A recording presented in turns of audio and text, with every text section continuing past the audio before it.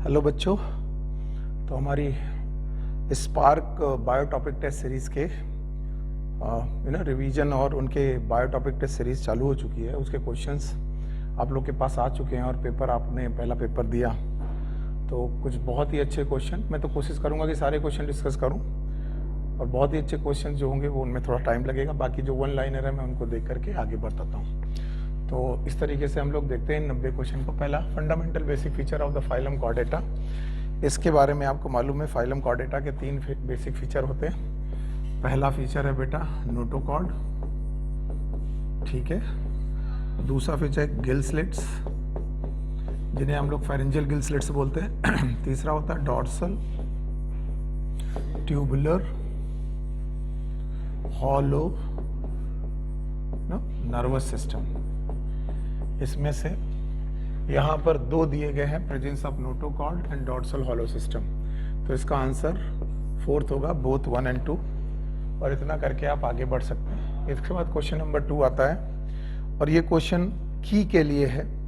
And the question number 2 is the read the following statement carefully and choose the correct option. आपको यहाँ पर correct option choose करना है।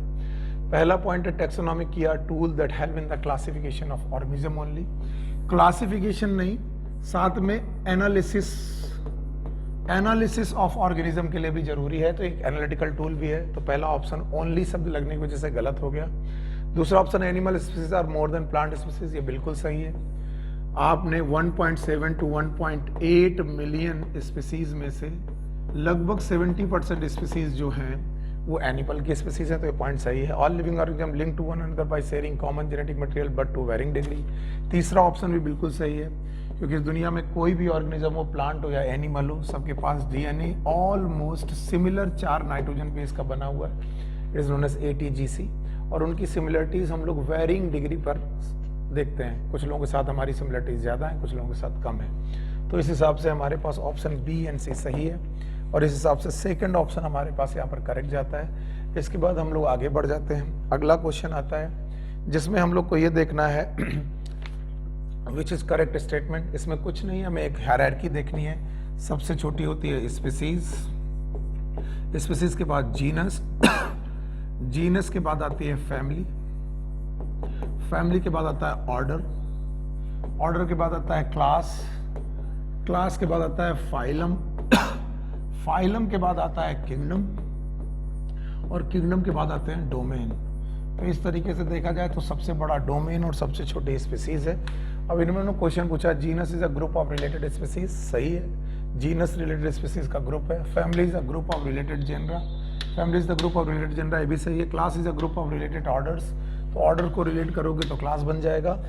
And order is a higher category to family, बिल्कुल सही है, family से higher जाएंगे तो ऑर्डर मिलेगा। इस तरीके से इसका ऑप्शन ABCD होना चाहिए, all of them are correct statement. और इस तरीके से हम लोग इस क्वेश्चन को भी आगे बढ़ाते हैं। अगला क्वेश्चन है there are 1000 of metabolic reaction simultaneous occurring in which organism. Simple question है, all living organism they have metabolic reaction, sum total of all reaction is known as metabolic reaction. आराम से क्वेश्चन था, तो all living organism इसका answer हो जाएगा option number B और answer number 2। अगला question, which of the following process are basic to taxonomy. याद रखना ये 4 प्रोसेस हैं, इसी सीक्वेंस में आप पढ़ेंगे। तो इसके बाद भी 2-3 क्वेश्चन इससे रिलेटेड है। पहला है बेटा कैरेक्टराइजेशन, यानी किसी भी ऑर्गेनिज्म का आप कैरेक्टर बताते हो, उन कैरेक्टर की बेसिस पर आप उनका आइडेंटिफिकेशन करते हो। जब आइडेंटिफिकेशन हो जाता है तो उसी आइडेंटिफिकेशन के साथ आप नॉमेनक्लेचर करते हो। कि आइडेंटिफिकेशन करना है तो आपको मजबूरी में बताना पड़ेगा आपने क्या आइडेंटिफाई किया, और जब बताएंगे क्या आइडेंटिफाई किया तो आपको नाम लेना पड़ेगा किसी ऑर्गेनिज्म का, तो नॉमेनक्लेचर अपने आप हो जाएगा। और फिर हम लोग इस ऑर्गेनिज्म को बाकी ऑर्गेनिज्म के साथ क्लासीफाई करेंगे। और क्लासिफिकेशन, जिनमें से ये 3 बातें आइडेंटिफिकेशन, नॉमेनक्लेचर एंड क्लासिफिकेशन बड़ी बेसिक हैं किसी भी टैक्सोनॉमी ग्रुप के लिए। तो इसका आंसर होगा all of this, 4th option होगा।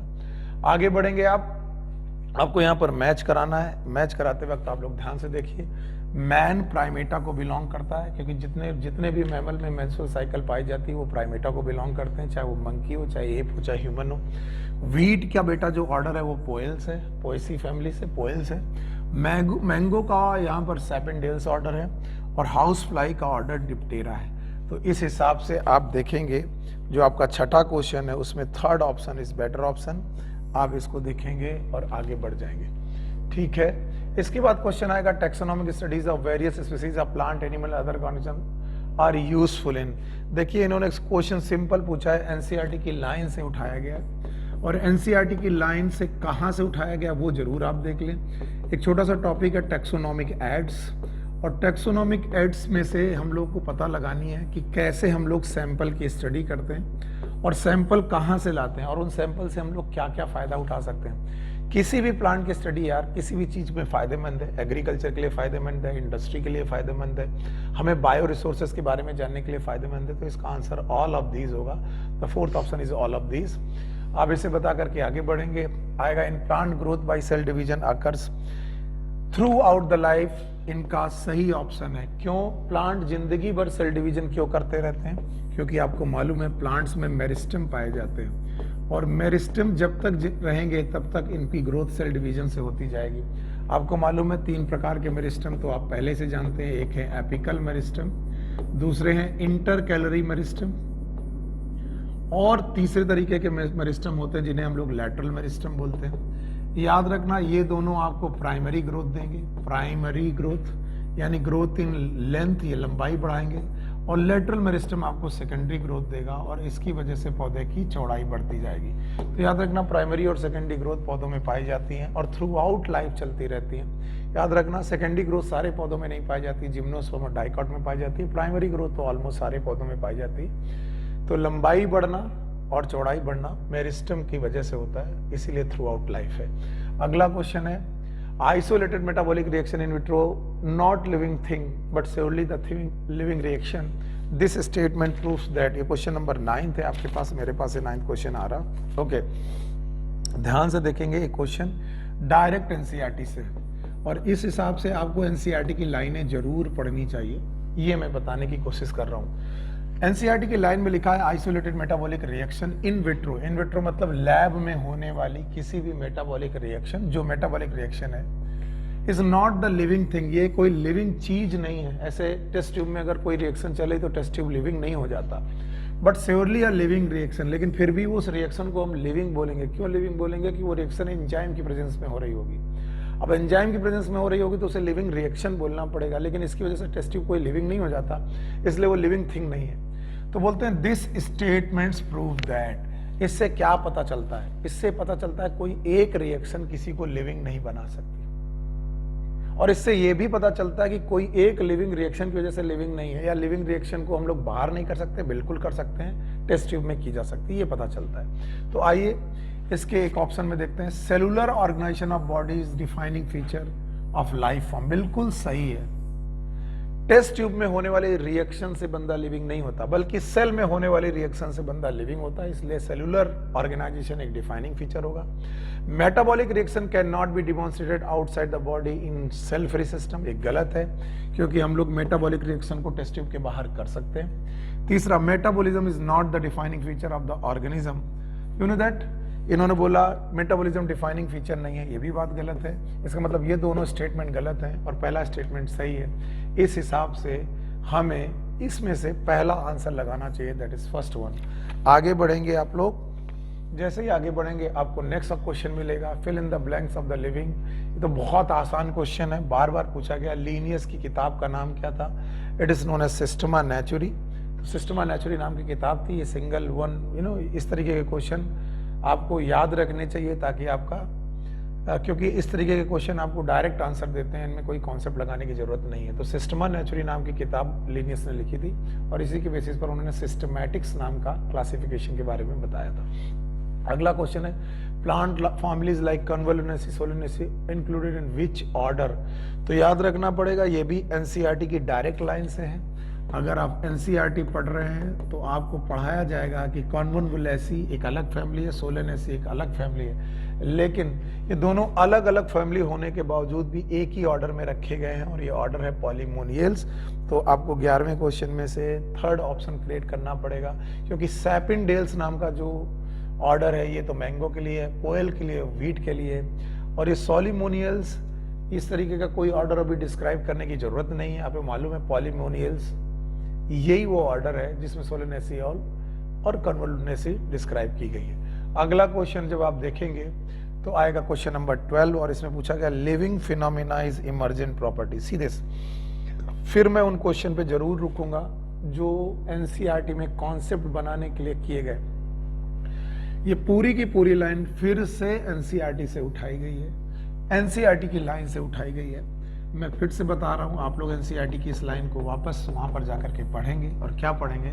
Living phenomena is emergent properties of underlying interaction is evident which of the following statement. तो एनसीईआरटी कहती है जब दो या दो से ज्यादा चीजें इंटरेक्ट करती तो उनसे एक नई चीज इमर्ज होती है।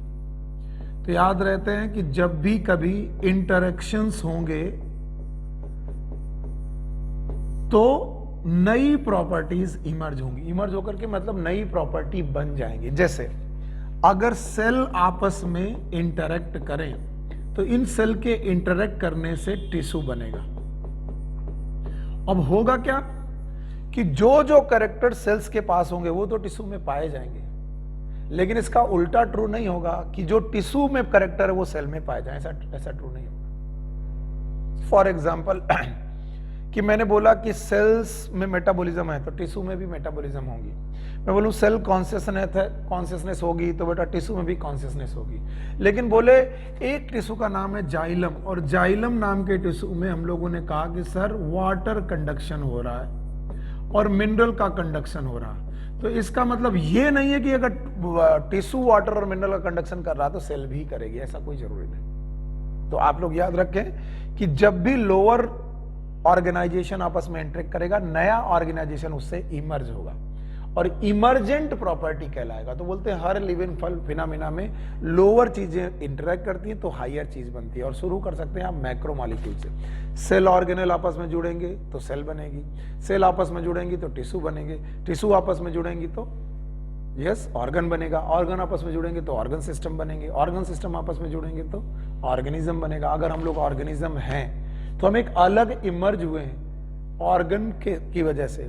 तो कल को मैं बोलूं कि नहीं डाइजेस्टिव सिस्टम बाहर रख दीजिए वो ऑर्गन सिस्टम है और ऑर्गेनिज्म बाहर रख दीजिए, तो जो ऑर्गेनिज्म की प्रॉपर्टी वो सारी प्रॉपर्टीज जरूरी नहीं है कि उस डाइजेस्टिव सिस्टम में हो, लेकिन डाइजेस्टिव सिस्टम की सारी प्रॉपर्टीज ऑर्गेनिज्म में होगी। That what I mean to से।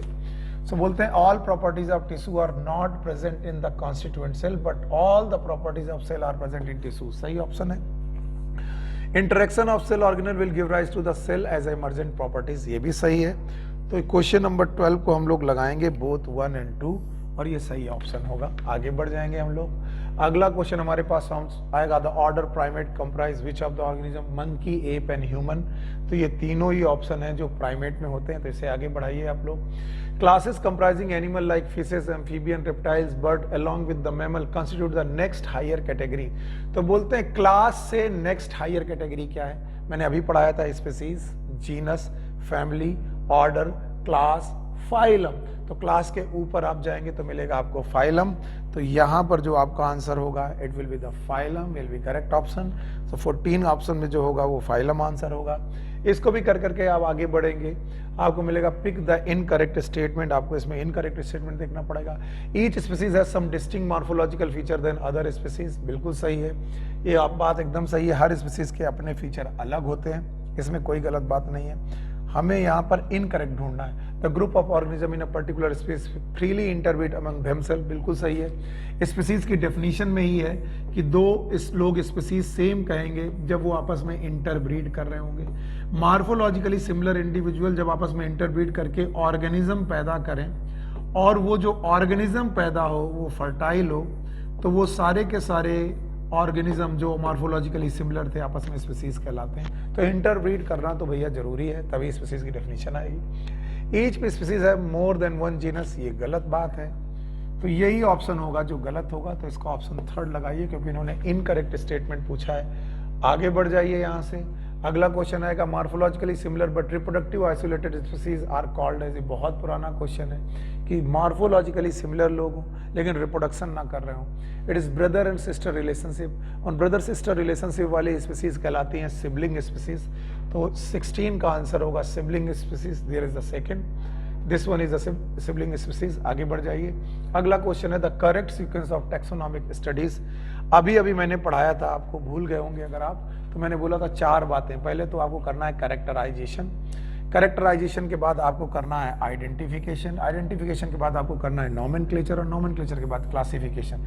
तो याद रखना है first characterisation, then identification, then nomenclature and then classification. इस तरीके से चलेंगे तो आपको करेक्ट सीक्वेंस मिलेगा ऑर्गेनिज्म को डिस्कवर करना, ऑर्गेनिज्म के टैक्सोनॉमी के लिए। अगला क्वेश्चन है systematic arrangement of organism is known as systematic arrangement. The scope of systematic was later enlarged to include. देखिए ये क्वेश्चन इसीलिए बनाया गया है कि आप एनसीईआरटी पढ़ें। क्यों? क्योंकि जैसे ही मैं सिस्टमैटिक बोलूंगा आपको लगेगा इवोल्यूशनरी रिलेशनशिप तो सिस्टमैटिक में वैसे भी पढ़ाई जाती है। बिल्कुल, ये बताया जाता है कि जब कभी ऑर्गेनिज्म को आपस में क्लासीफाई किया जाए और उनकी इवोल्यूशनरी हिस्ट्री भी ज्वाइन की जाए तो क्या कहलाएगा, तो हम कहते हैं इसे सिस्टमैटिक्स कहते हैं। बिल्कुल सही कहते हैं, सिस्टमैटिक्स कहते हैं। लेकिन सिस्टमैटिक ऑलरेडी इवोल्यूशनरी बात को तो लेकर चल रहा था, तो बोलते हैं अब इस स्कोप को बड़ा करना है, यानी सिस्टमैटिक के स्कोप को और बड़ा करना था, तो हम लोग इसको स्कोप को बड़ा किया। क्या इंक्लूड करके हम लोगों ने सिस्टमैटिक के स्कोप को बड़ा किया। फिर सुनिए, ये क्वेश्चन कंफ्यूज कर सकता है आपको कि सिस्टमैटिक जब भी लिखी गई थी उसमें इवोल्यूशनरी हिस्ट्री तो पहले से थी, यानी सिस्टमैटिक्स बुक्स में जब भी लिखा गया होगा तब उसमें इवोल्यूशनरी हिस्ट्री पहले से बता करके ऑर्गेनिज्म को क्लासिफाई किया गया था। तो अब जो चीज पहले से इंक्लूड है उसे और इंक्लूड नहीं कर सकते, तो फिर और क्या इंक्लूड करके हमने सिस्टमैटिक को टैक्सोनॉमिक से बड़ा कर दिया। टैक्सोनॉमी की भी चीजें इसमें इंक्लूड कर ली गई, और टैक्सोनॉमी की 3 चीजें हम लोगों ने इनमें इंक्लूड की, आइडेंटिफिकेशन, नॉमेनक्लेचर एंड क्लासिफिकेशन। अब आप कहेंगे इससे तो क्यों नहीं इंक्लूड किया, तो ऑलरेडी इंक्लूडेड था, कैरेक्टराइजेशन ऑलरेडी इंक्लूडेड था। तो अब आपके पास 3 बातें हो जाती हैं, identification, nomenclature and classification, and this is a question number 18। So option will B 3rd। अगर आपको इसमें जरा से भी दिक्कत लगती है तो जहां पर भी सिस्टमैटिक एनसीईआरटी में लिखा हुआ है उस वाले पेज में जाइए, ये same language, the same language आपको मिलेगी, और लिखा होगा कि अगर हमें स्कोप ऑफ सिस्टमैटिक को इनलार्ज करना है तो हम क्या करेंगे, हम लोग इन 3 चीजों को ऐड करेंगे, identification, nomenclature and classification, option first.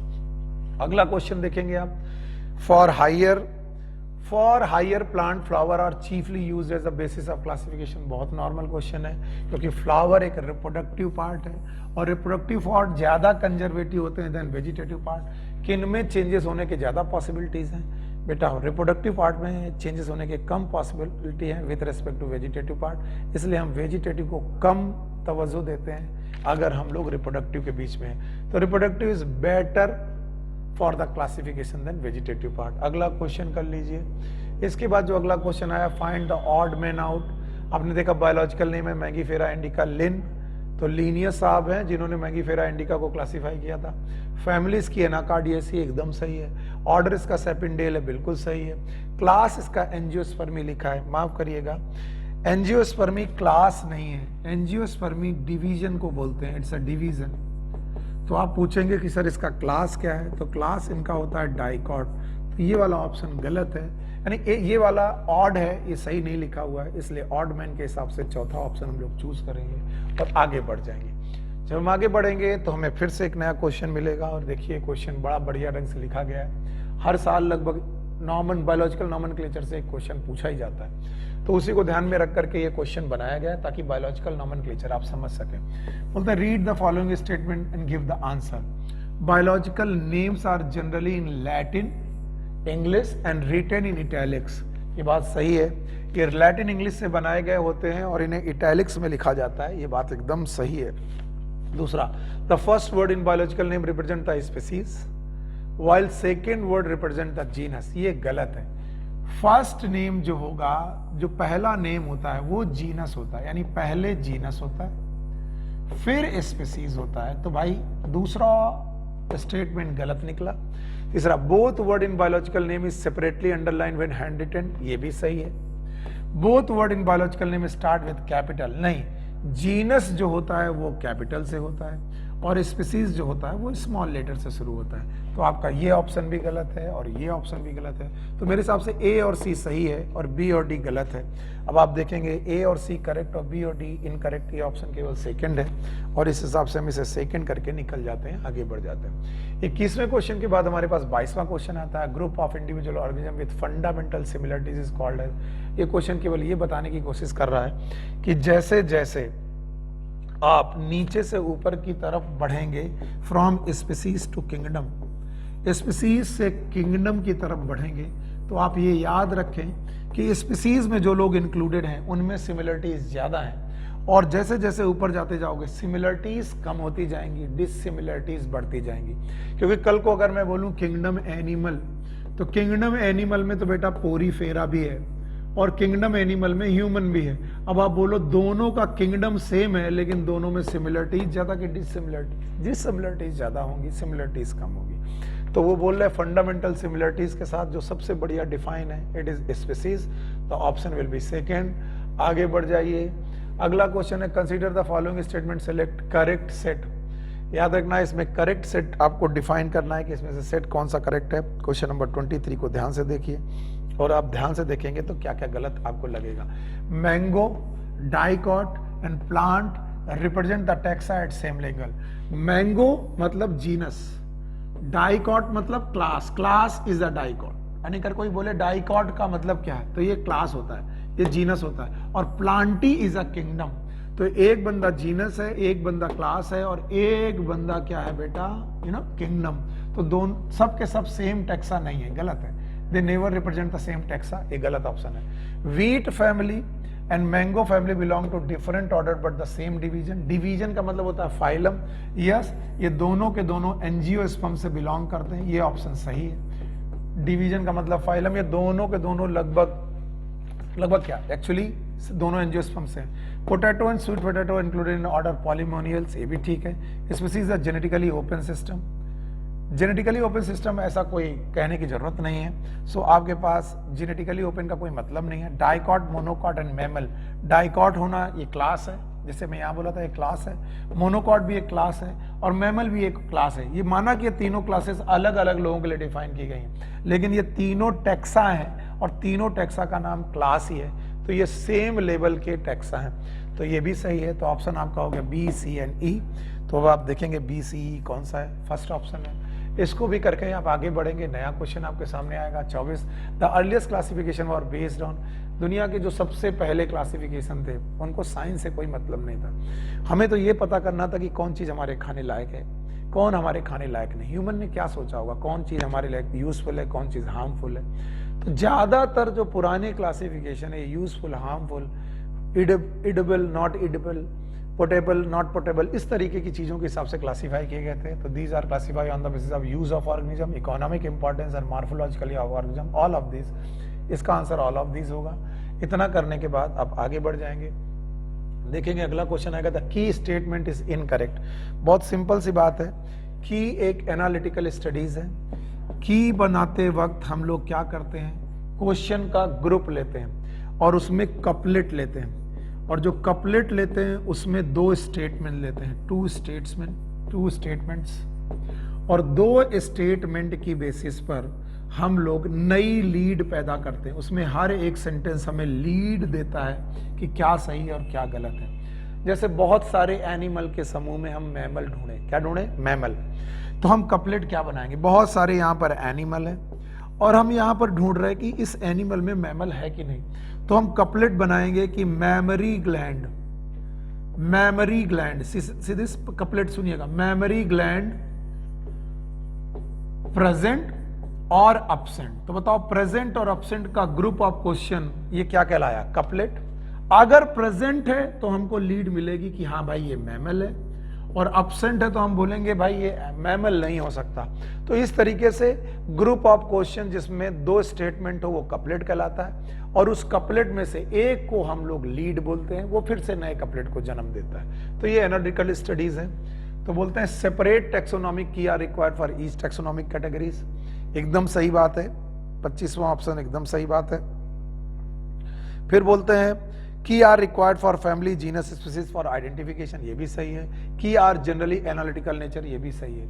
और यकीन मानिए ये तीनों के तीनों statement, all the statement are from NCERT lines. तो आप प्लीज एनसीईआरटी लाइंस ना पढ़ना भूलें। आप देख रहे होंगे मैं बार बार बोलता हूं एनसीईआरटी लाइन को पढ़ना ना भूलें, उन्हीं को पढ़ेंगे और उन्हीं से स्टेटमेंट आपके सही रहेंगे। तो तीनों के तीनों स्टेटमेंट एनसीईआरटी लाइन से उठाए गए। तो इसका आंसर इनकरेक्ट पूछा गया था तो नन आएगा, इसमें कोई इनकरेक्ट नहीं है। अगला क्वेश्चन पहुंच जाएंगे हम। विच of the following is useful in providing information for identification of the name species in found an area. देखिए अगेन मैं बोलता हूं, ये फिर से एनसीईआरटी में लिविंग वर्ड नाम के चैप्टर में से आखिरी पेज से लास्ट पेज है, उसी लास्ट पेज फर्स्ट चैप्टर और एनसीईआरटी के पहले चैप्टर में लास्ट पेज से उठाई गई ये लाइनें और बोला गया है कि अगर हमें किसी भी ऑर्गेनिज्म को के पास से कुछ इंफॉर्मेशन लेनी है ताकि हम आइडेंटिफाई कर सकें उस ऑर्गेनिज्म को और उस स्पीसीज का नाम देख सकें किसी एरिया में पाई जाने वाली, तो इसका आंसर जाएगा मैनुअल। बहुत सारे बच्चे इसे फ्लोरा समझ बैठेंगे, मैं जानता हूं इस क्वेश्चन में, क्योंकि लोग कहेंगे कि सर फ्लोरा क्या होता है। फ्लोरा भी प्लांट है, लेकिन जो प्लांट्स की बुक है फ्लोरा, लेकिन उसमें हम लोग एक्चुअल हैबिटेट के बारे में बताते हैं कि प्लांट किस हैबिटेट में रह रहा। जैसे फ्लोरा इस तरीके से लिखी जाती है, flora of India, flora of New Zealand, flora of Delhi. तो यानी पर्टिकुलर ज्योग्राफिकल एरिया में एक्चुअल हैबिटेट में कौन सा पौधा पाया जाता है, उस हिसाब से लिखी गई किताबें फ्लोरा है। लेकिन मैनुअल लिखी जाती हैं आइडेंटिफिकेशन के लिए, ताकि किसी भी स्पीसीज का नाम देखा जा सके। तो इसका ऑप्शन होगा सेकंड। और सबसे बड़ी बात है कि ये स्टेटमेंट डायरेक्टली एनसीईआरटी से, सो ये भी जरूरी था आपको समझना। अगला क्वेश्चन है which place is wild animal kept protected. ये जू के बारे में बोल रहे हैं और आपको मालूम है जू का दूसरा नाम होता है जूलॉजिकल पार्क। तो इसका आंसर फर्स्ट होगा, 27 इज द आंसर फर्स्ट। वो पूछ ले किस जगह पर प्रोटेक्टेड कंडीशन में एनिमल को रखा जाता है और उनके फूड और बिहेवियर को देखा जाता है, it is zoological park. Question number 27 zoological park इसका आंसर होगा। आगे बढ़ जाइए। Which of the following is और आर करेक्ट। देखिए मैंने बोला था कि जब भी आप टैक्सोनॉमी बात करोगे ये बातें आ जाएंगी, characterisation, identification, classification and nomenclature are the process that are basic of taxonomy. एकदम सही है, टैक्सोनॉमी के बेसिस है। आरडीएस classification were based use on various organism, use and disuse of the various organism, ये भी सही है। सिस्टमैटिक टेक इनटू कंसीडरेशन, क्या कंसीडरेशन में सिस्टमैटिक्स ने लिया होगा। इवोल्यूशनरी रिलेशनशिप बिटवीन ऑर्गेनिज्म, बिल्कुल सही है। तो इसके तीनों स्टेटमेंट सही हैं। तो फर्स्ट, सेकंड एंड थर्ड पहले से ही ये क्वेश्चन आ चुका था, उसी का मॉडिफिकेशन वर्जन है। आगे बढ़ जाइए। इस क्वेश्चन के बाद एक और क्वेश्चन आता है जहां पर आप देखते हैं which of the following organism have ability to give rise new individual from their any fragmented body. यहां पर इस क्वेश्चन में आपसे पूछा जा रहा है कि ट्रू रीजनरेशन किस में पाया जाता है। आपको मालूम है इसका जवाब, ट्रू रीजनरेशन बेटा प्लेनेरिया नाम के एनिमल में पाया जाता है। तो इसका आंसर प्लेनेरिया होगा। प्लेनेरिया पढ़ा करके आप इसे आगे बढ़ जाइए। अगला क्वेश्चन है मेटाबॉलिक रिएक्शन इन्वॉल्व इन। तो आपको मालूम है मेटाबॉलिक रिएक्शंस क्या होती हैं। You know that all chemical reaction which occur inside the organism. You no metabolic reaction, अगर इसको डिटेल में जाओगे तो काफी टाइम लगेगा, लेकिन कोई जरूरत नहीं। किसी भी मेटाबॉलिक रिएक्शन के बारे में बोला जाता है, ये दो प्रकार की रिएक्शन होती है, एक होती है एनाबोलिज्म और एक होती है कैटाबोलिज्म। तो इस दुनिया में जो जिंदा है, जो ऑर्गेनिज्म भी इस दुनिया में जिंदा है, वो मेटाबॉलिज्म जरूर कर रहा होगा। तो एनाबॉलिज्म और catabolism are the sum total of all chemical reaction occurring inside the organism.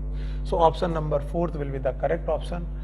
आगे बढ़ जाइए। अगला क्वेश्चन आएगा which of the following is correct. अब आप देखेंगे इसमें कौन सा करेक्ट है। Genera are aggregate of closely related species, पहले ही बताया था, सबसे छोटी स्पीसीज, फिर जीनस, फिर फैमिली, फिर ऑर्डर, फिर क्लास, फिर फाइलम और डिवीजन, फिर किंगडम, फिर यू नो दैट डोमेन। अब आप पूछ रहे हैं कि बताइए जेनेरा क्या है, क्या ये क्लोजली रिलेटेड स्पीसीज से बना हुआ है। बिल्कुल सही है। Family is group of related genera, बिल्कुल सही है। With more number of similarity as compare to genus and species, नहीं। सेकेंड ऑप्शन आप जब देख रहे हैं तो क्वेश्चन में सेकेंड ऑप्शन जो आपको बोला जा रहा है ये गलत ऑप्शन है। क्यों गलत है? क्योंकि सिमिलरिटीज स्पीसीज में ज्यादा है, फैमिलीज में ज्यादा सिमिलरिटीज नहीं है। जैसे जैसे आप हायर बढ़ते जाओगे सिमिलरिटीज कम होती जाएंगी, डिसिमिलरिटीज बढ़ती जाएंगी। 3 डिफरेंट जेनरा सोलेनम, पेटूनिया, धतूरा आर प्लेस इन फैमिली कलमनलेसी, ये भी गलत है क्योंकि इन तीनों के तीनों जीनस की फैमिली का नाम था solanaceae. It is not a कलमनलेसी, convolvulaceae, it is not convolvulaceae, solanaceae नाम की फैमिली है यहाँ पर। और इस हिसाब से हमें जो करेक्ट ऑप्शन मिला इट इज फर्स्ट वन, बाकी ये भी गलत था और ये भी गलत था, तो ये अपने आप गलत हो जाता है, इसलिए फर्स्ट ऑप्शन यहाँ पर लगेगा। आप आगे बढ़ जाएंगे, उसके बाद नया क्वेश्चन आएगा, which of the following is incorrect. आपसे पूछा जाएगा इनमें से इनकरेक्ट कौन सा है, क्वेश्चन नंबर 32 है। तो बोलते हैं which of the following each, okay, the question number is 32 in my book. Classification is not a single step process but involve hierarchy of step. ये तो सही है क्योंकि सिंगल स्टेप प्रोसेस नहीं है, बहुत सारे स्टेप होते हैं। आपको मालूम है बहुत सारे टैक्सा को डिफाइन करना है, तो ये तो इनकरेक्ट नहीं है, ये तो सही है। Each single step of taxonomic hierarchy is known as taxonomic category, ये भी सही है। Category further denote rank, each rank taxon represented unit of classification, ये भी सही है। इस हिसाब से इसमें कोई ऑप्शन करेक्ट नहीं है, तो answer will be none of these. इसको समझा करके आप आगे बढ़ जाइए। आगे मिलेंगे full form of ICBM, simple question है, हर साल लगभग हर कोचिंग में पूछा जाता है। International code for botanical nomenclature. एक और बता दे रहा हूँ, कई बार टीचर्स और स्टूडेंट यहाँ पर फॉर और ऑफ के लिए बहुत लड़ते हैं, उससे कोई फर्क नहीं पड़ता, आप सीधे international code for botanical nomenclature करके आगे बढ़ सकते हैं। आगे बढ़ जाइए, अगला क्वेश्चन है which of the following is incorrect. इसमें से इनकरेक्ट चीज ढूंढनी। Herbarium is a store house of collected plant specimen that are dried, pressed and preserve on sheet, ये ऑप्शन सही है। हर्बेरियम में हम लोग सीट बनाते हैं, एक सीट बनाते हैं और उसमें ये बात करते हैं। Okay, herbarium sheet are arrange according to universal accepted system of the classification, ये भी सही है। Herbarium sheets are also carry label providing date and place of collection, local botanical name, ये मिसप्रिंट है, क्लास यहां पर नहीं आएगा। Botanical name, local name and collector name, ये भी सही है। तो इन तीनों में कोई भी इनकरेक्ट नहीं है, तो I will go for none of these. इसका आंसर नन ऑफ दीज करके हम लोग आगे बढ़ जाएंगे। अगला क्वेश्चन है अर्नस्ट मायर, ये कब पैदा हुए थे। आपकी बुक में साइंटिस्ट के लिए हर यूनिट में शुरू करने के पहले एक साइंटिस्ट का नाम दिया गया है, और उन साइंटिस्ट से रिलेटेड जितनी भी इंफॉर्मेशन है उनको आप एक बुक में, नोटबुक में बनाते जाइए, और ये इससे अच्छा रहेगा ताकि एक बार में सारे साइंटिस्ट आप लोग रिवाइज कर पाएंगे। तो इसी सिलसिले में आपसे क्वेश्चन पूछा गया, अर्नस्ट मायर कब बॉर्न हुए थे। इनका सन है 5 जुलाई 1902, यानी 1904, और 5 जुलाई को ये पैदा हुए थे। ये आपको डायरेक्ट क्वेश्चन है जो आपको देख लेना चाहिए। 35 के बाद आपके पास 36 आता है, और 36 क्वेश्चन में देखिए विच of the following statement and find incorrect option. Scientific name ensure that each organism has only one name, बिल्कुल सही बात है। दुनिया में हर ऑर्गेनिज्म को अलग अलग नाम से जाना जाएगा, बड़ा कंफ्यूजन होगा। तो वैज्ञानिकों ने क्या किया कि इस दुनिया में हर ऑर्गेनिज्म का एक साइंटिफिक नेम बनाया, और जो पूरी दुनिया में चलेगा। दूसरा, each name has 2 component, the generic name and species epithet, सही है। पहला नाम होगा जीनस, दूसरा होगा स्पीसीज, एकदम ये भी बात सही है। ओके, फिर बोलते हैं all the 3 name indica, tuberosum and leo represent the species, नहीं, epithet and belong to same genus. ये स्पीसीज तो हैं लेकिन इनके जीनस अलग है।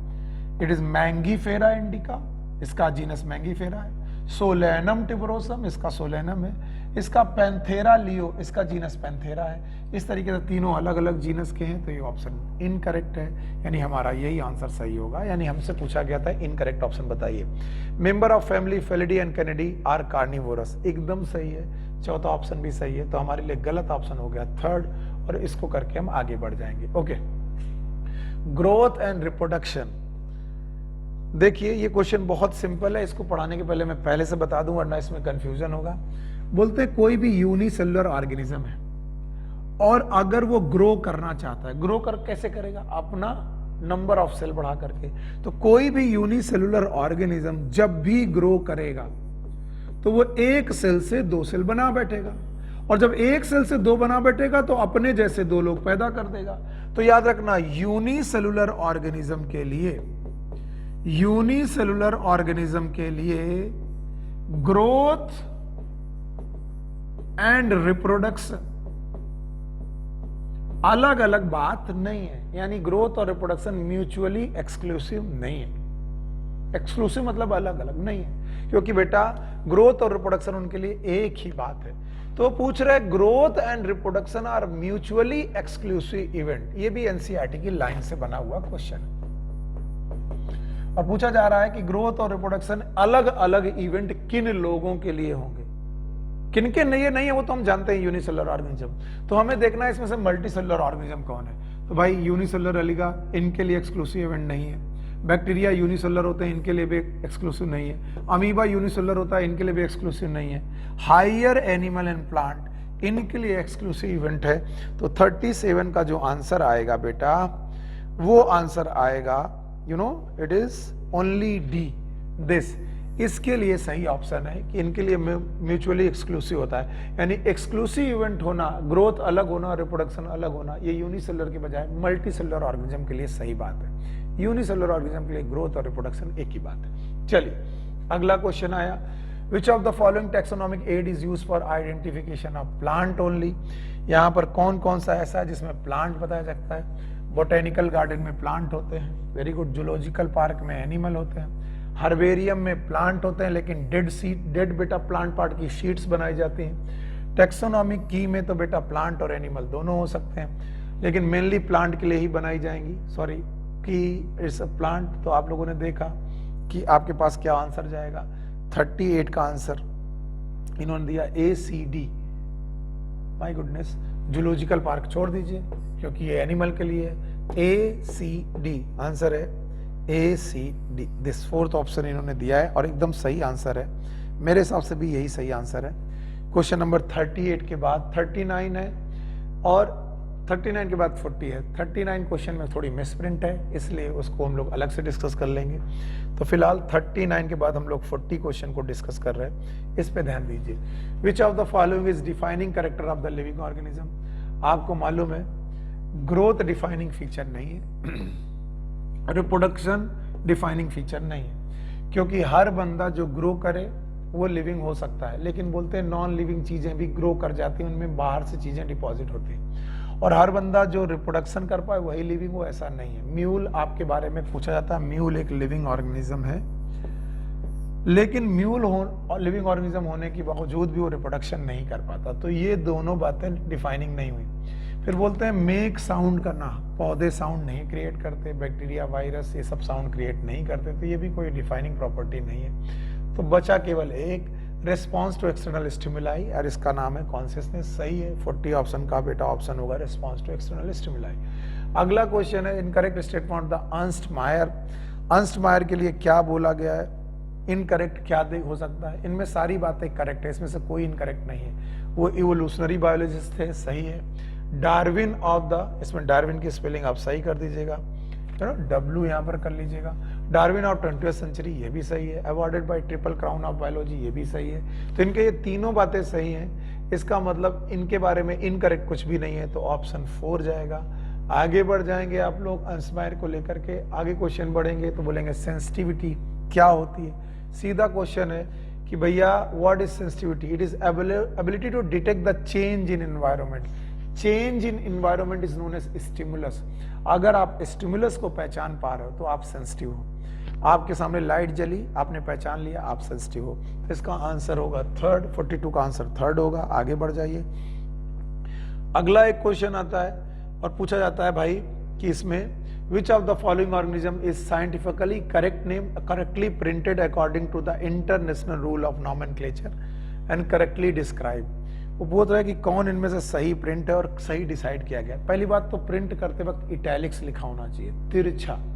तो आपने देखा कि यहाँ पर इटैलिक्स मस्का डोमेस्टिका भी लिखी है, प्लाज्मोडियम फैल्सीपेरम भी लिखा है, फेलिस टिग्रिस भी लिखा है और ई कोलाई भी लिखा है। अब हम इसको तो कलेक्ट कर लेंगे क्योंकि पूरा नाम लिखना जरूरी है। ई कोलाई से कुछ नहीं चलेगा, एस्चेरिचिया कोलाई लिखना चाहिए, तो पहला तो हम लोगों ने कट कर दिया। इसके बाद मस्का डोमेक्टा, कॉमन हाउस लिजर्ड, लिजर्ड नहीं होती है, ये हाउस फ्लाई होती है, तो हाउस लिजर्ड की जगह फ्लाई होता है, ये भी क्वेश्चन गलत। Felis tigris, the Indian tiger, no it is a Panthera tigris, Felis नहीं होता, वहां पर होता है पैंथेरा टिग्रिस, ये भी गलत है। आया Plasmodium falciparum A protozoa causing most serious type of malaria, yes ये प्लाज्मोडिया फैल्सिपेरम हमको बहुत ही खतरनाक मलेरिया करता है, जिसको हम लोग बोलते हैं ब्लैक वाटर फीवर या फिर मैलिग्नेंट मलेरिया, और इस हिसाब से second option is the best option to describe और for the nomenclature of this question, तो सेकंड ऑप्शन सही हो जाएगा। अगला क्वेश्चन हमारे पास आता है, which of the following is incorrect with respect to museum. पहली बात तो याद रखना, म्यूजियम किसी भी स्कूल कॉलेज में स्टडी पर्पस के लिए बनाए जा सकते हैं, और म्यूजियम में डेड ऑर्गेनिज्म प्लांट और एनिमल दोनों को रखा जा सकता है, स्केलेटन भी रखा जा सकता है, ये छोटी सी डेफिनेशन होती है म्यूजियम की। अब इस हिसाब से देखिए 44वें क्वेश्चन में उन्होंने क्या बोला, what is correct for the museum, तो बोलते हैं museum often have the collection of skeleton of animals, सही है, 44वें का पहला ऑप्शन सही है। हमें क्या चाहिए, इनकरेक्ट ऑप्शन, तो इसमें इनकरेक्ट ऑप्शन तो पहला नहीं है, 44वां हो गया। इसके बाद बोलते हैं specimen are preserve in the container और जार इन प्रिजर्वेटिव सॉल्यूशन, सही है, फॉर्मेलिन में रखते हैं, प्रिजर्वेटिव सॉल्यूशन जो होता है वो फॉर्मेलिन हो सकता है। Only plant specimen are preserve, नहीं, प्लांट एंड एनिमल बोथ, तो ये ऑप्शन गलत हो गया, हमें इनकरेक्ट ही चाहिए था, इसके हिसाब से इनकरेक्ट थर्ड हो गया, और इसे हम अलग कर देंगे, आगे बढ़ जाएंगे। अगली बार जब हम पहुंचेंगे तो हमको एक अलग ऑप्शन मिलेगा, विच of the following match the following and choose the correct option. Yes, mango के बारे में आपको क्या मालूम है, यस मैंगो की फैमिली का I think it is Anacardiaceae, wheat की फैमिली इट इज ग्रैमिनी और द पोएसी, आजकल ग्रैमिनी नहीं बोलते, पोएसी बोलते हैं, पहले ग्रैमिनी बोलते थे, और पेट्यूनिया की फैमिली का नाम है सोलेनेसी, और इस हिसाब से क्वेश्चन नंबर 45 में third option will be correct option I think, और इसमें 1 is B, 2 is C and 3 third is 1, इस तरफ से ये भी क्वेश्चन सॉल्व हो जाता है। आगे बढ़ते हैं, बोटेनिकल गार्डन और जूलॉजिकल पार्क है, बोटेनिकल गार्डन में प्लांट होते हैं, जूलॉजिकल पार्क में एनिमल होते हैं, तो इस हिसाब से 46 क्वेश्चन का जो आंसर होगा it is third one, the exotic and endemic living species. पहला गलत क्यों है, क्योंकि एंडेमिक लिविंग स्पीसीज ओनली, नहीं एंडेमिक नहीं, एक्सोटिक बाहर की स्पीसीज भी हो सकती हैं और अपनी स्पीसीज भी हो सकती हैं। क्वेश्चन एक्चुअली एंडेमिक और एक्सोटिक स्पीसीज को लेकर के था, तो यहाँ पर दोनों जगह की स्पीसीज ले सकते हैं। ये बोल रहे केवल एक्सोटिक स्पीसीज ले सकते हैं, नहीं, एक्सोटिक और एंडेमिक स्पीसीज अपने यहाँ की भी ले सकते हैं, रेयर स्पीसीज भी ले सकते हैं, बाहर के स्पीसीज भी ले सकते हैं। एंडेमिक स्पीसीज वो स्पीसीज होती हैं जो किसी पर्टिकुलर ज्योग्राफिकल एरिया में रहती हैं, that's why option third will be best option. आगे बढ़ जाइए, क्वेश्चन नंबर है metabolic reaction takes place in all plant animal fungi and microbe, जो भी इस दुनिया में जिंदा है, जो भी इस दुनिया में जिंदा है उसमें बेटा मेटाबॉलिज्म हो रही है, तो बेटा मेटाबॉलिज्म सेल्फरी सिस्टम में भी हो सकता है, लिविंग सिस्टम में भी हो सकता है, all plant animal fungi and micro में भी हो सकता है। कुछ लोग बोलेंगे पहला ऑप्शन सर गलत लग रहा है, नहीं, हम लोगों ने अभी भी डिस्क्राइब किया था कि टेस्ट ट्यूब में भी हम लोग बेटा कभी यार मेटाबॉलिक रिएक्शन कर सकते हैं, मेटाबॉलिज्म टोटल ना करें लेकिन मेटाबॉलिक रिएक्शन कर सकते हैं। इस हिसाब से सारे स्टेटमेंट सही हैं, तो answer will be the 4, all are correct options. आगे बढ़ जाएंगे, द सफिक्स एल, ये हमेशा बेटा ऑर्डर के साथ जाता है, एल नाम का सफिक्स जो होता है ये हमेशा ऑर्डर के साथ जाता है, तो 48 का आंसर ऑर्डर होगा। अगला क्वेश्चन है, which of the following is incorrect, photo period does not affect the reproduction in animal, no, photo period animal में भी होता है, और ये माइग्रेशन को, रिप्रोडक्शन को बेटा अफेक्ट करता है। Binomial nomenclature system was given by Carolus Linnaeus, ये भी सही है। All organism handle chemical entering their body, बोलते हैं कि भाई all organism entering their body, इनकी बॉडी में जो केमिकल है उनको हैंडल किया सकता है, ठीक है, उन्हें डिटॉक्सिफाई कर सकते हैं। Human being is the only organism who is aware of himself, इसे बोलते हैं सेल्फ कॉन्शियसनेस, बिल्कुल सही है, ह्यूमन बीइंग सेल्फ कॉन्शियस है।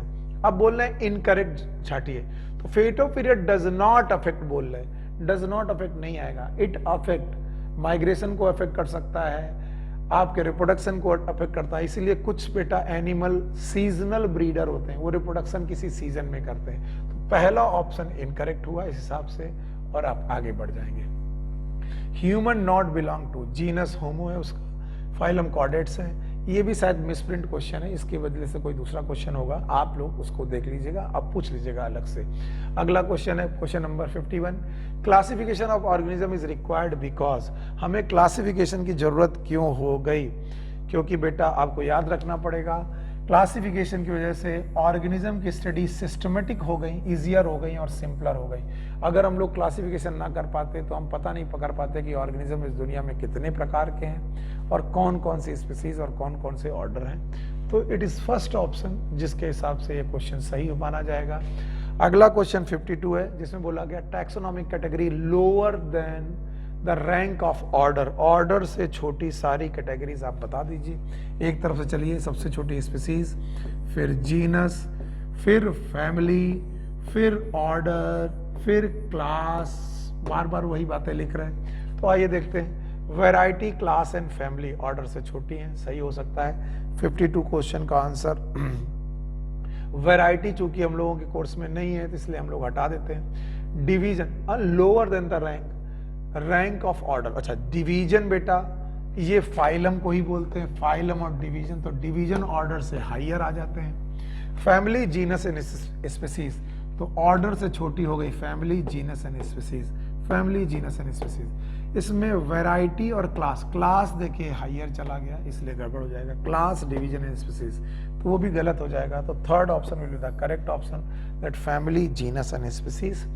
आगे बढ़ जाइए, अगला क्वेश्चन आ जाएगा आपके सामने, study the following point given below and select the correct one, once की बजाय वन वहां पर आप देखिएगा, one correct one out of then, इनमें से करेक्ट ढूंढना है। ये वाला क्वेश्चन देखिए 53 क्वेश्चन है, तो इसमें पहला ऑप्शन सही है, दूसरा ऑप्शन सही है, तीसरा सही है और चौथा गलत है। पहला, दूसरा और तीसरा सही है और चौथा गलत क्यों है ये देखते हैं। Unicellular organism like east and hydra reproduce by budding, भाई ईस्ट भी बडिंग से रिप्रोड्यूस करता है, हाइड्रा भी बडिंग से रिप्रोड्यूस करता है, लेकिन hydra is not unicellular, it is multicellular. इसमें यही बात गलत है, बाकी सब कुछ सही हो सकता था, तो ये गलत है। Amoeba reproduction is synonymous with growth, हमने बोला था किसी भी यूनिसेलुलर ऑर्गेनिज्म में रिप्रोडक्शन और ग्रोथ एक ही बात है। Increase in mass and increase in number individual are twin character of the growth, ये भी सही है। Definition of biological species was given by Ernst Mayr, ये भी सही है। तो हमारा ऑप्शन होगा second, and the option second is 1, 2 and 3 this. Fourth गलत क्यों है? क्योंकि हाइड्रा एक मल्टी सेलुलर ऑर्गेनिज्म है। आगे बढ़ जाइए, more common character are present in 54। याद रखना, जितने ज्यादा बेटा आप लोअर कैटेगरीज में रहोगे तो अपने ग्रुप में कॉमन कैरेक्टर आपके पास ज्यादा होगा दूसरे के ग्रुप के रेस्पेक्ट में। व्हाट आई मीन टू से, इसमें एक कॉमन शब्द बच्चों को बहुत कंफ्यूज करता है और वो सही नहीं कर पाते। बोलते हैं स्पीसीज में रहने वाले जितने लोग हैं, जैसे हमारी स्पीसीज हो गई सैपियंस, तो सारे सैपियंस का कैरेक्टर एक जैसा होगा। ओके, अगर हमारी स्पीसीज के बाद हम जीनस में जाएं तो जीनस हमारा हो गया होमो। अब होमो में तो होमो इरेक्टस भी आते हैं, आदिमानव भी आते हैं। तो जो हमारे कॉमन कैरेक्टर हमारे सैपियंस भाइयों से है वो होमो इरेक्टस से उतना कॉमन नहीं है। तो इसलिए हम मानेंगे कि जितना लोअर होगा उसमें कॉमन उतना ज्यादा होगा और जितना हाइयर होगा उतना कॉमन कैरेक्टर कम होता जाएगा।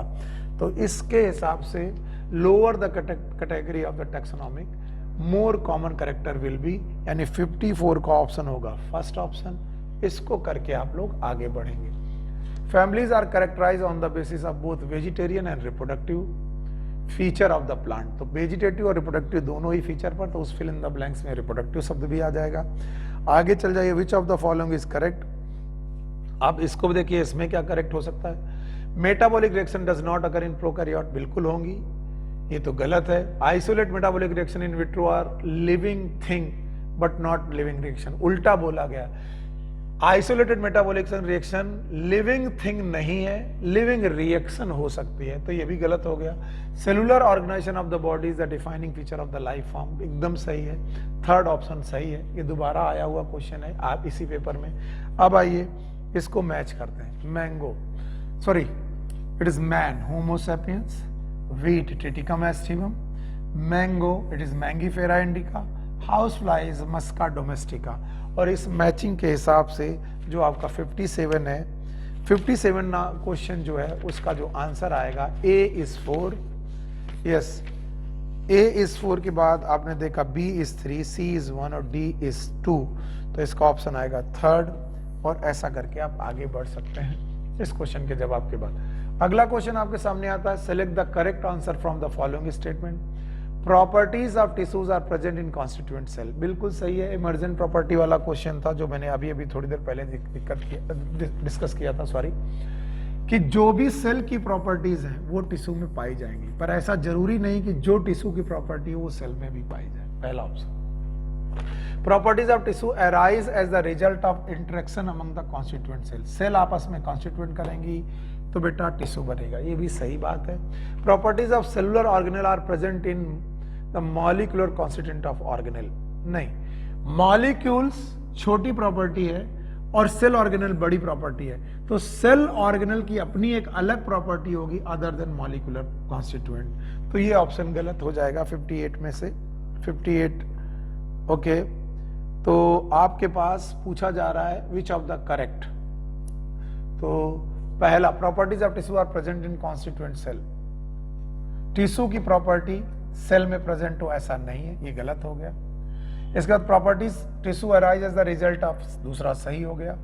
Properties of cellular organelles are present in the molecular form, ये गलत हो गया।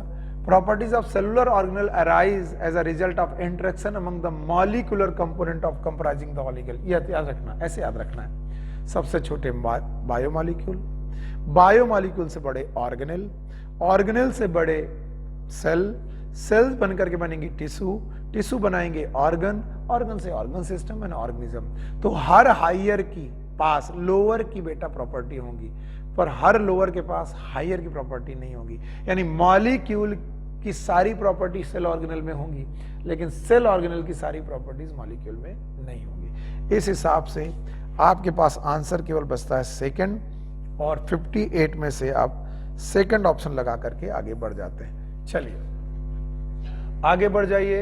अगला क्वेश्चन है, which of the following contain actual account of habitat, actual account of habitat distribution of plant given. हमने पहले बोला था कि फ्लोरा ही वो जगह है जहां पर आप प्लांट को डिस्क्राइब करेंगे उनके एक्चुअल हैबिटेट के हिसाब से, कि वो कहाँ रहते हैं और किस तरीके के लोग हैं। तो हमने बोला था flora of Delhi, flora of India, flora of New Zealand, ये लिखी जाती हैं on the basis of actual account of habitat and distribution of plant. Direct question है एनसीईआरटी का। आगे बढ़ जाइए, आगे चलते हैं। अगला question, which of the following match the following. Lion is panthera leo, match है। Leopard is panthera pardus, tiger is panthera tigris, तो पी इज पैंथेरा हियर। तो इसके सारे ऑप्शन मैच हैं। 1 is first, B is 2, C is third. तो 60 question अपने आप आपको सही लगेगा, इसका फर्स्ट ऑप्शन। आगे चलिए, which of the following is correct? Classification is the process by which anything is grouped into convenient category based on some easily observable character। देखिए, ये एनसीईआरटी की लाइन में लिखी हुई लाइंस हैं, यानी एनसीईआरटी की बुक में लिखी हुई लाइंस हैं। तो 61 में अगर आप देखेंगे तो पहली लाइन तो भाई करेक्ट है, इसमें इनकरेक्ट कुछ नहीं। Mangifera indica, Mangifera represent the genus and indica represent the species. कितनी बार पूछा गया ये क्वेश्चन, क्योंकि एनसीईआरटी में क्वेश्चन पहले चैप्टर में बहुत लिमिटेड है। देखिए फिर से मैंगीफेरा इंडिका आ गया। The scientific name of mango, Mangifera indica में भी चेंज इन सम पार्ट, ये बात गलत है, कभी चेंज नहीं कर सकते। जो भी नाम है वो पूरे वर्ड में एक ही होगा। And Mangifera indica Lin indicate that this species was first describe by Linnaeus. यहाँ पर लिन का मतलब लीनियस ही है, इसका मतलब साइंटिस्ट लीनियस की वजह से। तो इसका ऑप्शन होगा incorrect, that is third option लगा करके आप आगे बढ़ जाएंगे। आगे पहुंचेंगे तो आएगा potato and brinjal are 2 different organism.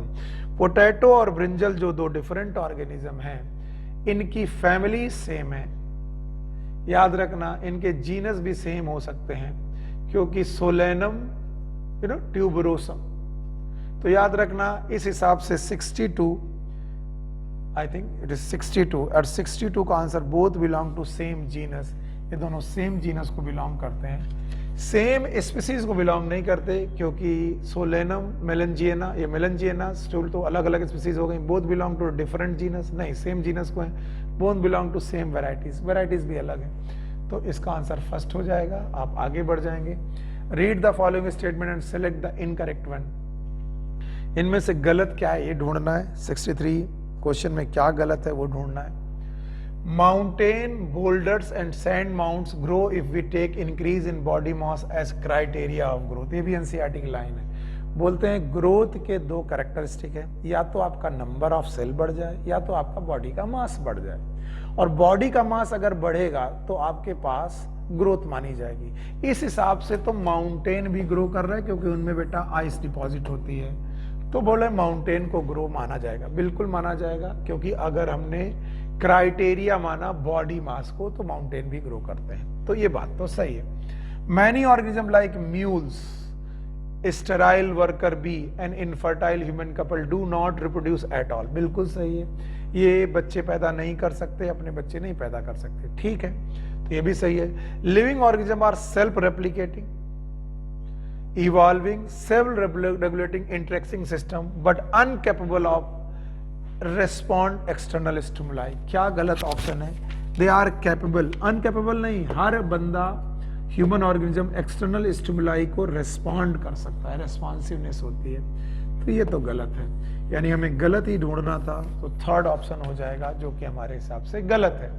अगला क्वेश्चन पहुंचेंगे। Each statement of the key is called as, you know that lead, और ग्रुप का नाम था कपलेट, और उस कपलेट में दो स्टेटमेंट थे, हर एक स्टेटमेंट का नाम था लीड। तो यहां पर आंसर 64 का आएगा लीड। और पूरे कपलेट में जिसमें दोनों क्वेश्चन कहलाएंगे कपलेट और उनमें से हर एक स्टेटमेंट लीड कहलाएगा, ये याद रखिएगा, पहले बता दिया। Select the incorrect statement. हमको इस क्वेश्चन में फिर से देखना है कि इनकरेक्ट क्या है। क्वेश्चन नंबर 65 है। बोलते हैं monograph is useful providing information identification of name of species found in area. ये याद रखिए, मैंने अभी थोड़ी देर पहले क्वेश्चन डिस्कस किया था। जब भी आप आइडेंटिफिकेशन और नॉमेनक्लेचर के लिए बात करेंगे तो इट इज मैनुअल। ये मैनुअल है जो आइडेंटिफिकेशन और नॉमेनक्लेचर के बारे में बताते हैं। मोनोग्राफ तो किसी सिंगल टेक्सा को लेकर के अपनी बात करते हैं। कोई भी एक टेक्सा पकड़ लीजिए, जीनियस पकड़ लीजिए या फिर एक स्पीसीज पकड़ लीजिए, उसके बारे में बताते हैं। तो पहला ऑप्शन गलत है। सेपरेट टैक्सोनॉमिक की require for each taxonomic category, सही है। टैक्सोनॉमिक की based on the contrasting character, दो स्टेटमेंट लिए जाएंगे सिमिलरिटीज एंड डिसिमिलरिटीज की बेसिस पर, तो ये भी सही है। तो गलत पूछा गया था, तो फर्स्ट ऑप्शन गलत है, बाकी सब सही है। आगे बढ़ जाएंगे। आगे बढ़ेंगे तो क्वेश्चन नंबर 66 आएगा, और 66 क्वेश्चन पूछेगा mark the incorrect statement with respect to metabolism. Metabolism के रेस्पेक्ट में कौन सा स्टेटमेंट गलत है? माइक्रोब एग्जिबिट द मेटाबॉलिज्म, दुनिया में जो जिंदा है वो मेटाबॉलिज्म करेगा, पहला ऑप्शन सही है। Okay, it is the property of all living organism, ये भी सही है। The metabolism reaction can be demonstrated in vitro, test tube में कर सकते हैं। It is not the defining feature, क्या बात कर रहे हैं? It is a defining feature, तो ये फोर्थ ऑप्शन इनकरेक्ट होगा। आगे बढ़ जाएंगे। आप देख रहे हैं कुछ क्वेश्चन रिपीटेटिव हैं। ऑर्डर कार्निवोरा इंक्लूड, फेलिडी भी कार्निवोरस एनिमल है। फेलिडी में बेटा आपको आता है ये, यू नो दैट फेलिडी जो फैमिली है इसमें कैट्स आती हैं, कैनिडी जो फैमिलीज हैं इनमें डॉग्स आते हैं। तो फेलिडी और कैनिडी का दोनों कार्निवोरस हैं, तो 67 का ऑप्शन होगा Carnivora, both Felidae and Canidae, this will be the option. आगे बढ़ जाएंगे आप। अगला क्वेश्चन आएगा, which of the following belong to phylum Chordata. Yes, phylum Chordata में एक बेटा सब डिवीजन है, यानी उसका एक सब क्लासिफिकेशन है वर्टिब्रेटा। ये वो लोग हैं जिनके पास वर्टिब्रल कॉलम पाए जाते हैं, रीढ़ की हड्डी पाई जाती है। और वर्टिब्रेटा में 5 लोग हैं, फिश भी हैं, एम्फीबिया भी हैं, बर्ड्स भी हैं, मैमल में भी हैं और रेप्टाइल्स भी हैं। अगर यहाँ पर रेप्टाइल होता तो पूरा का पूरा वर्टिब्रेटा आपके ग्रुप में होता। तो बोले which of the following belong to Chordata, तो 68 ऑप्शन में ऑल ऑफ दिस आंसर होगा, क्योंकि ये सब के सब कॉर्डेटा के मेंबर हैं। इसके बाद आपके पास फैमिली प्लेस्ड बिटवीन, फिर से वही क्वेश्चन है, फैमिली किसके बीच में? तो सबसे छोटी स्पीसीज, फिर जीनस, फिर फैमिली और फिर ऑर्डर। तो ऑर्डर और जीनस के बीच में, आई थिंक ऑर्डर और जीनस के बीच में, genus and order, order and genus के बीच में 69 का आंसर, आई थिंक 69 का आंसर होना चाहिए, फोर्थ फैमिली होती है। आगे बढ़ जाइए। अगला क्वेश्चन है, इसे मैच करा दीजिए। मैचिंग क्वेश्चन कई बार आपके पास बहुत आ रहे हैं, तो इनमें से सब में से हमें किंगडम ढूंढना है। तो किंगडम तो फंजाई हो सकता है, बिल्कुल फंजाई किंगडम हो सकता है। ऑर्डर ढूंढना है, ऑर्डर हमेशा एल से समाप्त होते हैं, तो ये ऑर्डर हो सकता है। फैमिली बेटा याद रखना, इनमें से कैनिडी हो सकती है, Canidae is a family. Genus इसमें से ट्रिटिकम हो सकता है, और स्पीसीज इनमें से एस्टिवम हो सकती है। तो इस हिसाब से आपने क्वेश्चन नंबर 70 को मैच करा दिया। ऑप्शन इसका फर्स्ट है, ए is 3, B is 5, C is 4, D is 2 and E is 1. The first option will be the correct option. आगे बढ़ जाइए। इसके बाद आपके पास क्वेश्चन है, इंफॉर्मेशन अबाउट एनी टेक्सॉन, किसी सिंगल टेक्सॉन के बारे में बताने वाला बंदा। मोनोग्राफ मैंने बोला ही था, मोनोग्राफ किसी एक टेक्सा को बताता है। फ्लोरा मैं बता ही चुका हूँ, ये प्लांट का डिस्ट्रीब्यूशन है उनके हैबिटेट के अनुसार से। हर्बेरियम में सीड बनाते हैं जो बेटा प्रेस और प्रिजर्व की जाती है। म्यूजियम में डेड एनिमल और प्लांट के स्पेसिमेन और स्केलेटन ले सकते हैं। तो इस हिसाब से हमारे पास इसका आंसर मोनोग्राफ हो गया। आगे क्वेश्चन पहुंचेंगे, which is the feature of all living organism? Metabolism, consciousness, cellular organisation, C. इस क्वेश्चन में दो आंसर आपके साथ जा सकते हैं। 72, अच्छा, not a feature, I am sorry, it is not a feature. Metabolism सब ऑर्गेनिज्म पाया जाएगा, सेलुलर ऑर्गेनाइजेशन भी सारे ऑर्गेनिज्म में पाया जाएगा, कॉन्शियसनेस भी सारे ऑर्गेनिज्म में पाया जाएगा। देखिए एक छोटी सी मिस्टेक हो गई, हमने इसको बहुत जल्दी से पढ़ा और आंसर गलत होने लगा, इसलिए इससे हमें पता चलता है कि हमें क्वेश्चन को हल्के में नहीं लेना, बहुत ध्यान से पढ़ना है। इसके बाद आता है self consciousness. This it is not present in all organism, ये केवल ह्यूमन में पाया जाता है, क्योंकि सेल्फ कॉन्शियसनेस के लिए आपको ब्रेन से सेल्फ कॉन्शियसनेस होना पड़ेगा। तो हर बंदा जिसके पास ब्रेन है वो सेल्फ कॉन्शियस हो, जरूरी नहीं है, पर जिसके पास भी सेल्फ कॉन्शियसनेस होगा उसको ब्रेन रखना ही पड़ेगा, और ये केवल ह्यूमन में पाया जाता है, सभी ऑर्गेनिज्म में नहीं पाया जाता। तो third option, which is not a feature of all living organism, is self consciousness, क्योंकि ये केवल ह्यूमन में पाया जाता है। अगला क्वेश्चन आपके सामने आता है, ऑल प्लांट आर इंक्लूड्स इन, सारे पौधों को किस में, सारे प्लांट्स को किस में बांटा गया है? It is kingdom Plantae. Kingdom Plantae में ऑल प्लांट हैं, सारे के सारे प्लांट इसी किंगडम में। 5 लोग हैं जो किंगडम प्लांटी में हैं। एक है एल्गी, दूसरे हैं ब्रायोफाइटा, तीसरे हैं टेरिडोफाइटा, चौथे हैं जिम्नोस्पर्म, 5वें हैं एंजियोस्पर्म। तो इस तरीके से सारे प्लांट को किंगडम प्लांट में बांट दिया गया है। और इतना पढ़ाने के बाद आगे बढ़ जाएंगे। 73 के बाद आपके पास 74 आएगा। A place use for storing, preservation, exhibition of both plant and animal. अगर प्लांट और एनिमल दोनों के बारे में बात किया जा रहा है तो याद रखना ये कहाँ हो सकता है? हर्बेरिया केवल प्लांट के लिए, बोटेनिकल गार्डन केवल प्लांट के लिए, म्यूजियम प्लांट एंड एनिमल दोनों के लिए, और जू में केवल एनिमल है। तो जहां पर बोथ प्लांट एंड एनिमल रख सकते हैं वो केवल म्यूजियम हो सकता है। तो 74 का ऑप्शन म्यूजियम है सही, लेकिन यहाँ जिंदा एनिमल और जिंदा प्लांट नहीं होंगे, ये डेड होंगे। अगला क्वेश्चन है, अगेन इसको मैच करा दीजिए। House fly, Musca domestica, that is Muscidae, इनकी फैमिली का नाम है। वीट, पोएसी, इनकी फैमिली का नाम है। पेटोनिया, सोलेनेसी, इनकी फैमिली का नाम है। 75 क्वेश्चन में आई थिंक थर्ड ऑप्शन होगा जो मैच कर रहा है। 1 is B, 2 is C, 3 is first. इस तरीके से ये भी क्वेश्चन आपके सामने सॉल्व हो गया। अगला क्वेश्चन आया, taxonomical add that provide means ex-situ conservation. याद रखना ये बढ़िया क्वेश्चन बन सकता है। ex-situ कंजर्वेशन में क्या कंजर्वेशन होता है? हम प्लांट और एनिमल को उनके नेचुरल हैबिटेट से उठा करके उनको स्पेसिफिक एनवायरनमेंट में रखते हैं। It is known as ex-situ। Ex मतलब, C2 मतलब दियर प्लेस, और X मतलब वहां से बाहर कर दिया, उनकी नेचुरल प्लेस से उन्हें उठाकर अलग रख दिया। तो बोटेनिकल गार्डन और जूलॉजिकल पार्क दोनों ex-situ कंजर्वेशन करते हैं। तो बोटेनिकल गार्डन और ex-situ, सॉरी, और जूलॉजिकल पार्क भी ex-situ, तो both 1, 2 and 3 will be the answer. इसके बाद हम लोग आगे बढ़ेंगे। अगला क्वेश्चन है कि भाई इसमें पहचानिए, हो सकता है आपको यहाँ पर कम विजिबल हो। 77 में क्या सही हो सकता है? 77 में आपके पास 2 डायग्राम बने हुए हैं। ये हर्बेरियम का डायग्राम है, जूलॉजिकल पार्क का है। मैं पढ़ देता हूं अगर कम विजिबल है। बोले ए इज हर्बेरिया, पहला ऑप्शन बोल रहा है कि कौन सा ऑप्शन सही? ए इज हर्बेरिया, सही बोलते हैं। प्लांट स्पेसिमेन स्टोर्ड अलाइव, यहां जिंदा लोग स्टोर होते हैं, गलत हो गया, ये तो गलत हो गया। दूसरा पढ़ देता हूं, B is herbarium, B herbarium है, ये बी है, ये ए है। A B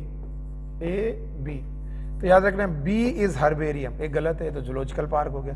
B is zoological park, living animal are kept there, help in studying animal behaviour, यही सही है। फिर बोल रहे ए इज जूलॉजिकल पार्क, ये भी गलत हो गया। तो इस हिसाब से थर्ड ऑप्शन इनका सही है और थर्ड ऑप्शन सही करके आप लोग आगे बढ़ जाएंगे। अगला क्वेश्चन आएगा आपके सामने और ये बताएगा mango and wheat belong to same. Mango और व्हीट किससे बिलोंग करते हैं? याद रखना दोनों की स्पीसीज अलग अलग है, दोनों के ऑर्डर अलग अलग है, इसका सेपिंडेल है, इसका पोएल है, दोनों की फैमिली, यस मैंगो की अलग फैमिली है, व्हीट की अलग फैमिली। डिवीजन का मतलब हो गया फाइलम यानी एंजियोस्पर्म, यस दोनों एंजियोस्पर्म से बिलोंग करते हैं, सही ऑप्शन हो गया। तो 78 आपका सही हो गया। इसके बाद आया 79 क्वेश्चन है, इसको समझने की कोशिश करिएगा। अब मैं 79 पढ़ रहा हूं आपके सामने। Select the correct match between the column. अब मैच को बनाना है यहाँ पर मैच बनाना। सर्व क्विक रेफरल सिस्टम, इनमें कौन कौन सा रेफरल सिस्टम क्विक है याद रखना। तो इसका P इज सेकंड, ये क्विक रेफरल सिस्टम है, herbarium quick referral. Setup in educational institute, ये म्यूजियम होते हैं जो एजुकेशन इंस्टीट्यूट में बेटा बनाए जाते हैं। कलेक्शन ऑफ लिविंग प्लांट का कलेक्शन बोटेनिकल गार्डन है। Actual account of habitat,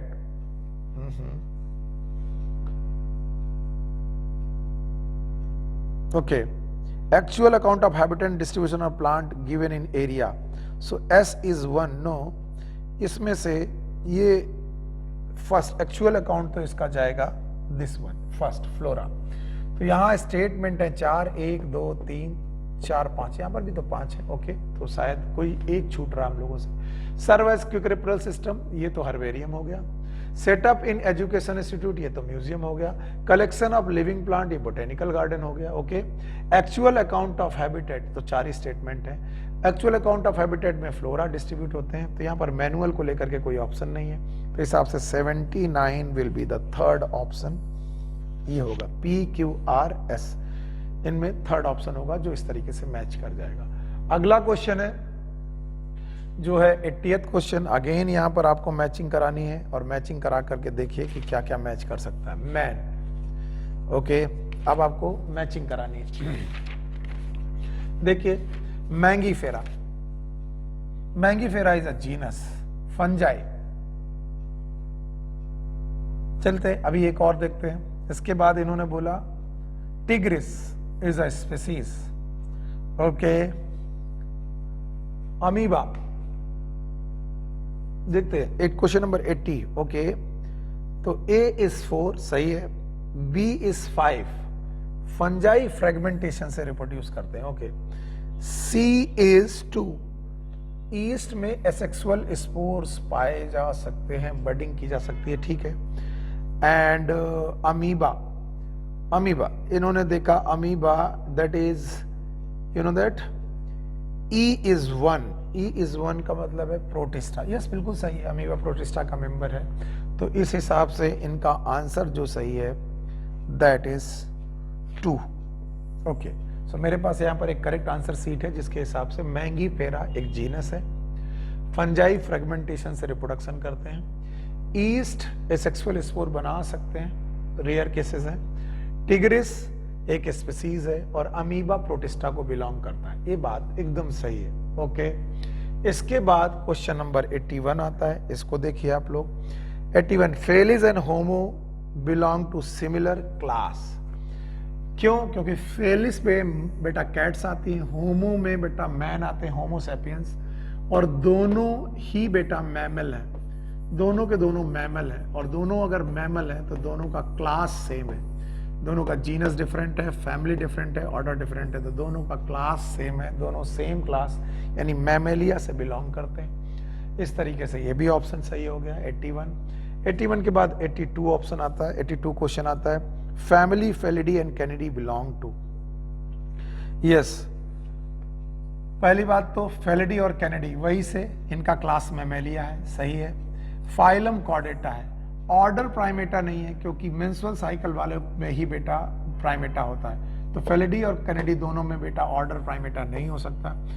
and they, तो बोलते हैं कि फैमिली कैनिडी बिलोंग्स टू, कहाँ से बिलोंग करती हैं, तो क्लास मैमेलिया से, फाइलम कॉर्डेटा से बिलोंग करती हैं। तो इनका आंसर बी और सी सही ऑप्शन है, बिल्कुल सही है। 82 का B and C correct option होगा। आगे बढ़ जाइए। इसके बाद 83 क्वेश्चन आता है, आप इस पे ध्यान दीजिए।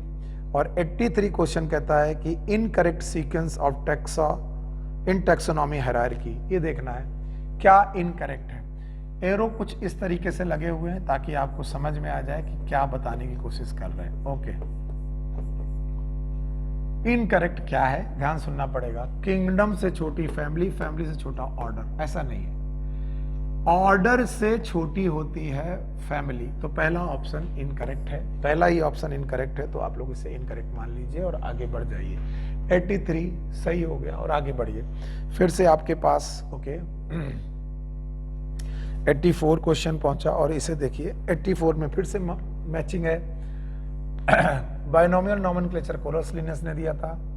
Specific name it is tigris, order is Sapindales, system naturae, my goodness, Systema नेचुरी,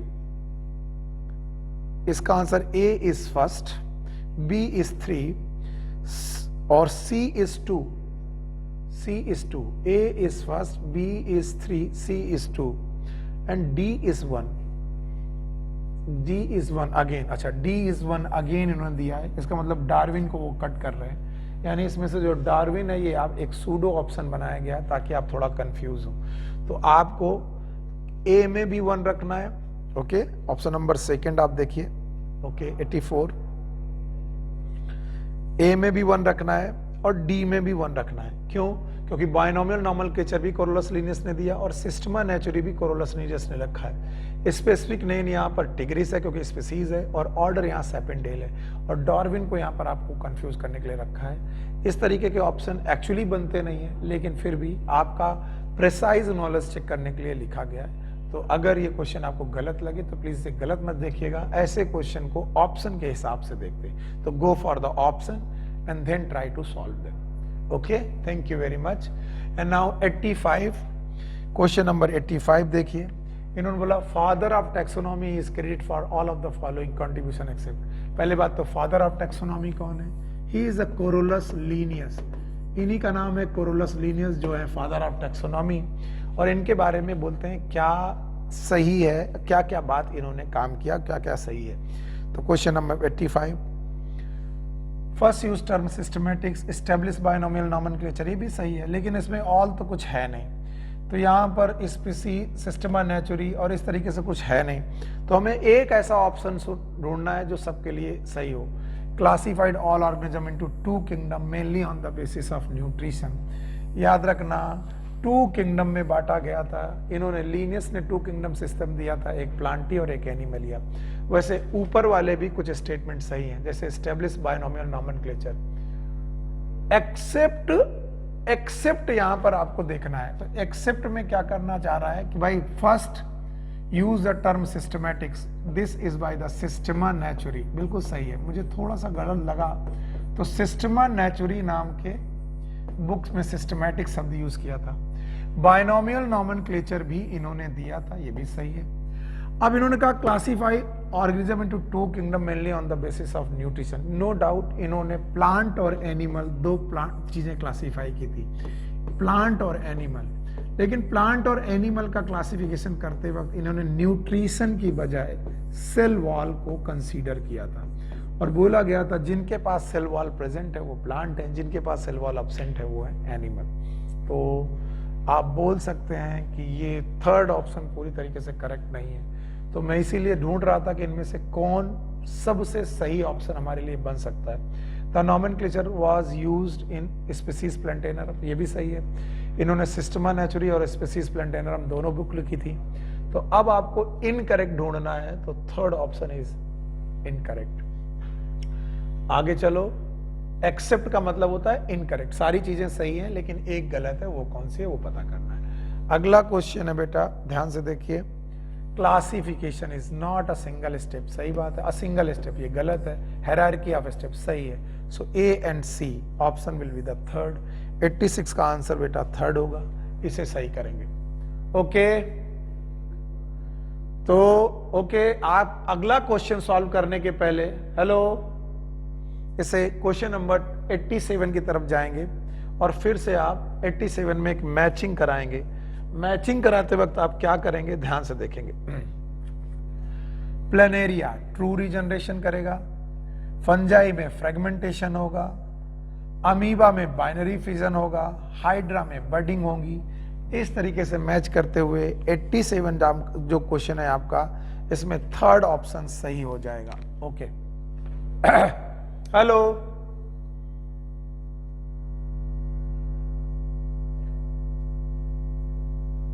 question के बाद 88 क्वेश्चन आ रहा है। 88 क्वेश्चन पे ध्यान दीजिए। 88 क्वेश्चन पे ध्यान दीजिए। Which of the following statement are incorrect? Potato and brinjal are two different species but both belong to same genus that is Solanum. ये सही ऑप्शन है, ये ऑप्शन एकदम सही है। Solanum, Petunia, Datura plays in the same family. Yes, it is known as Solanaceae. 88 का ये भी ऑप्शन सही है। ओके हमें सही करेक्ट ऑप्शन देखना है। Panthera comprising lion, cat and leopard. Cat इनमें नहीं आती क्योंकि कैट की बेटा जीनस होता है फेलिस, तो ये गलत हो गया। Felidae and Canidae are two different families, ये भी सही है। तो फर्स्ट सेकेंड एंड थर्ड। अब ऑप्शन देखिए first second and fourth. Option देखिए फर्स्ट ऑप्शन ऐसा है जिसमें फर्स्ट सेकेंड एंड फोर आ रही है। तो 88 क्वेश्चन भी हो गया जिसका पहला ऑप्शन हो गया। इसके बाद आपके पास 89th क्वेश्चन आता है, इसे ध्यान से देखिए। Which of the following statement is true regarding reproduction of organism? Organism के रिप्रोडक्शन के लिए क्या सही बात है, इससे रिलेटेड आपको ढूंढना है।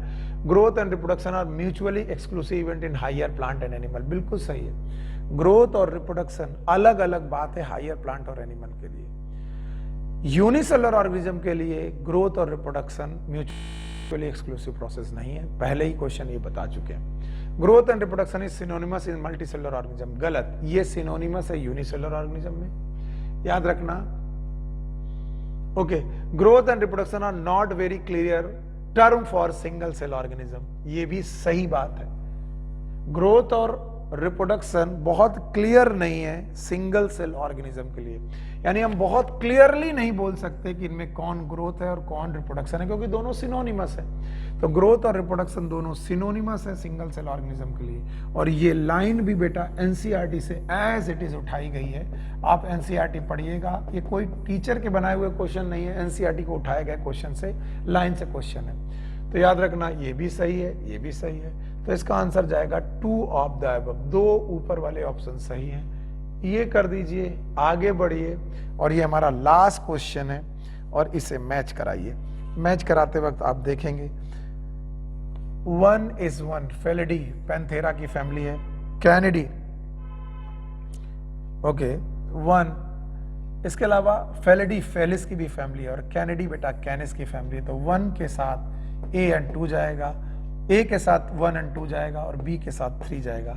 तो A के साथ 1 2 और B के साथ 3, this will be the answer.